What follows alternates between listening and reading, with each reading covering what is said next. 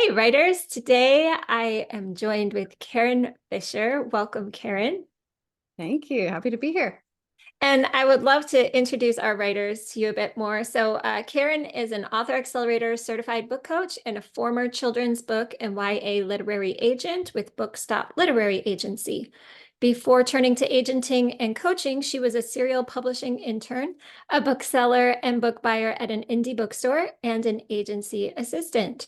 She holds an MFA in creative writing and writes middle grade and young adult fiction. She started story and prose book coaching and editorial services in 2021 with the goal of helping more writers by offering 10 plus years of industry knowledge, tough love, and honesty and true passion. She helps aspiring best-selling fiction writers hone their craft and write better books so they're more likely to get published.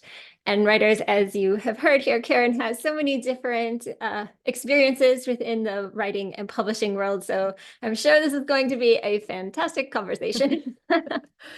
Yeah, hopefully it's definitely been a journey to getting to this place. Absolutely.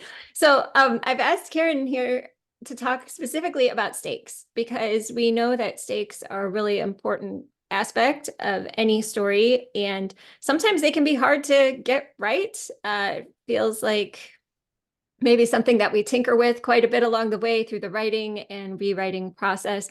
So before we get too deep into it, just because I want to make sure everybody is on equal footing here, could you define stakes for our writers here? Sure. So I think of stakes, kind of the easiest way to think about it is the consequences. It's the what happens if your protagonist fails to achieve whatever they're searching for, aiming for, or what happens when they get it, right? So it could be good or bad. But it's those consequences. It's the driving force behind why they're doing what they're doing and what they stand to lose or gain as a result of those goals and Yeah. as they strive. Yeah.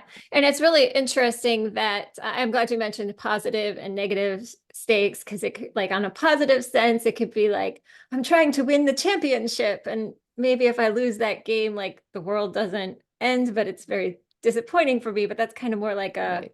I get the trophy if I win. And then on the flip Right. side, it's like if I have negative stakes and if I don't accomplish my mission, maybe the world blows up or something.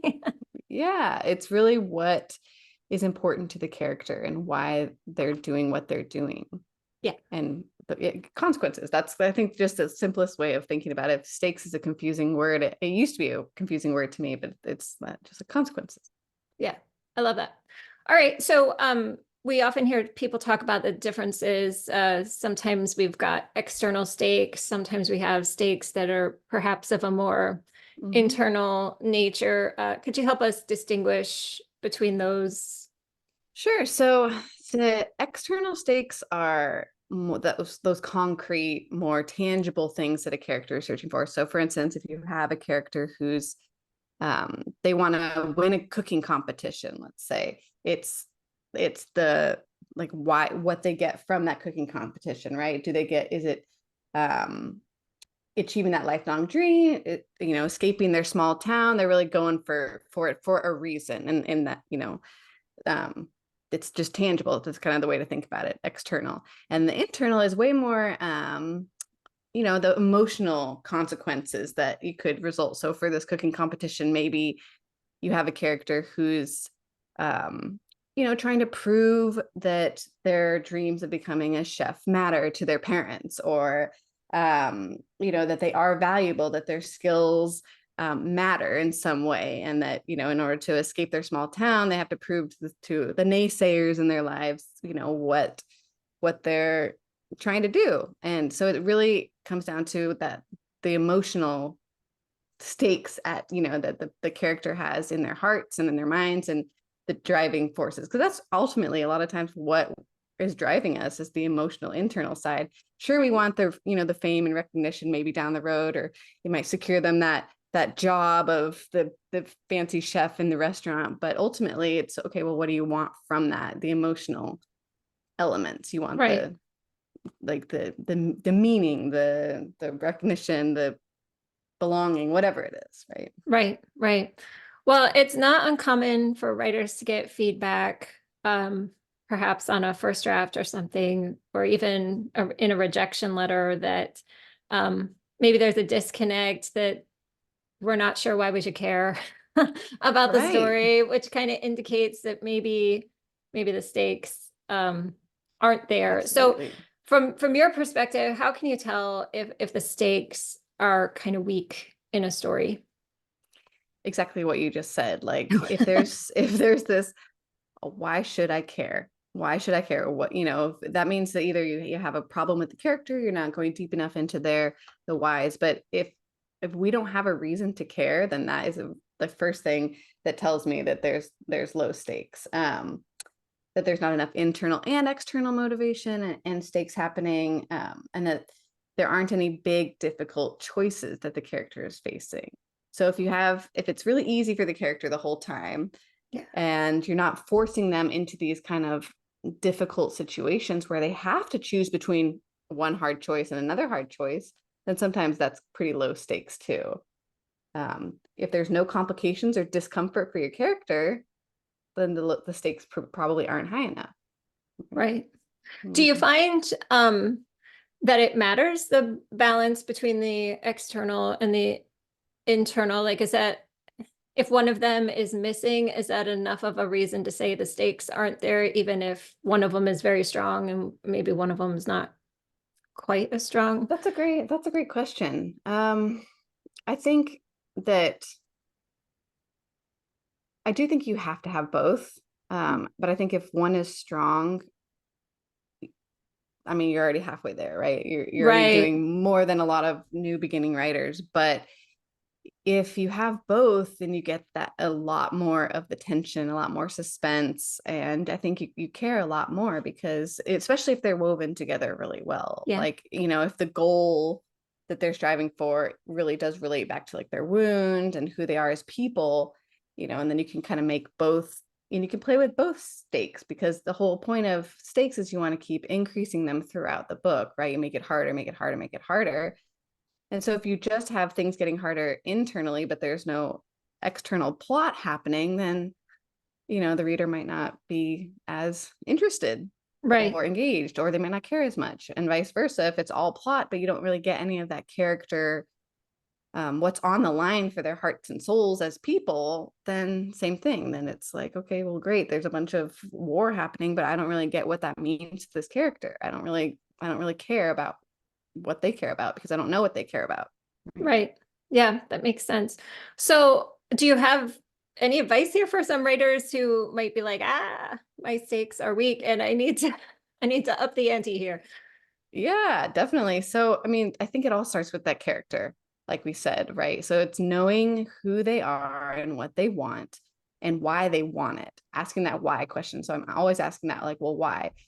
Why? Okay, well, they want this cooking, again, going back to the cooking competition. Well, they want it because they want to leave their town, right? Well, why? Because maybe they have a hard home life. Okay, but so you want to leave that home life, but what else do you want? Why is it cooking? So it kind of, you play with multiple elements, right? Why is it cooking? Well, how does this connect to the things you need deep in your heart, and how do you make those tricky for them, that make them have Sure. difficult choices. So that's the first thing I do. I look at the character and dig deep into their whys, both externally and internally. And then you ask, what do they stand to lose and what do they stand to gain? Those are kind of just the basic questions, right? What's on the line for them emotionally and in a plot point or externally.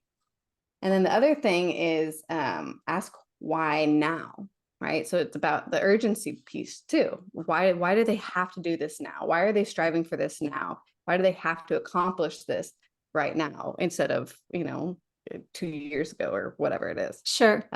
So the urgency helps too.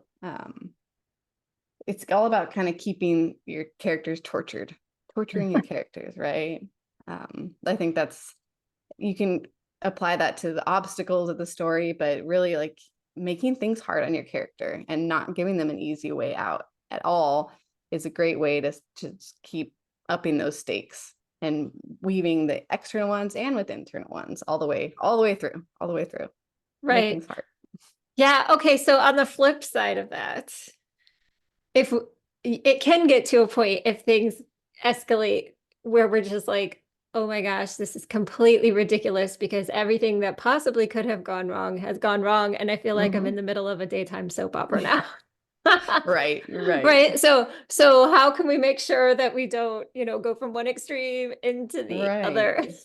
right. So I think that the word that pops into my head when you ask that question is like keeping it organic, Mm, right? So really it comes knowing your character, knowing their world, and is this realistic? Would this actually happen to them given the choices that they're making, given the world that they live in and the people in their lives, or whatever other forces of um, antagonism or obstacles you have coming at them? Would they be realistic, right? So it's really about keeping it organic, and that's sort of the one of my like words you put up over your desk, like you make it organic. And you could apply that to dialogue, you could apply that to anything. It has to really come from the character, from the story you built. And then again, tying it really, really to your character. The closer I think you are to your character, the less likely you're going to be to go over the top, because especially with the internal stakes, of course, right? Because it's as the more you know them and what things mean to them, I think that kind of helps crystallize the vision of what should happen to them and what to do to keep them, so you're not going overboard. Because if you don't know your character, then it's going to be, oh, just have this this dog come in and attack him, and it's like, well, that doesn't really do anything. That's kind of out of place here. It's not realistic. And what would they actually do in this, and would that actually affect them on the certain level that you're aiming for?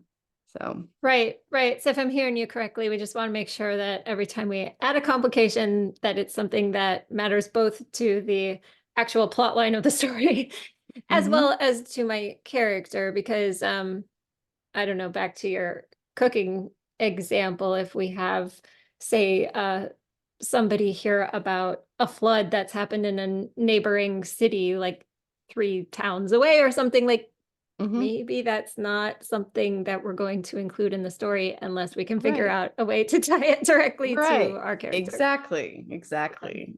It's not, it might be in the world that they live in, but it's not in the character's world, right?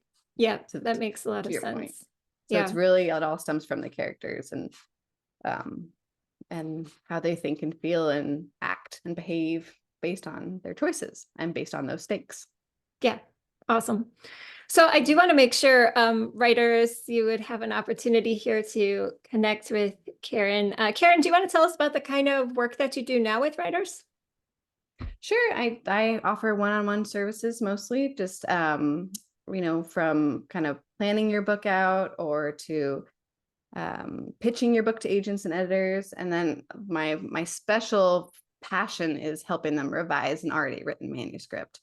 So that's really, I think, where my strengths lie. And obviously I did that a lot as an agent, and took something that was already working in a lot of ways and try to help make it better. And so that's sort of where my heart is. That's kind of my biggest, where I'd like to go mostly and put most of my focus on. But Awesome. And where can people find you online? yes, my If they, website is storyandprose.com, and I also am on Instagram. It's at storyandprose. And yeah, those are the main places you can find me. awesome. Well, thank you so much for your time and for this conversation. It's been really good. I hope, writers, that you've been able to take away something here for your own stories. And Karyn, thank you so much for sharing your wisdom and insight with us. Oh yeah, thank you. It's been a pleasure, and I hope you're able to come and find me if you have more questions, or look me up. Absolutely. All right. Well, thank you, writers. We will catch you next time. Bye. Thanks. Bye.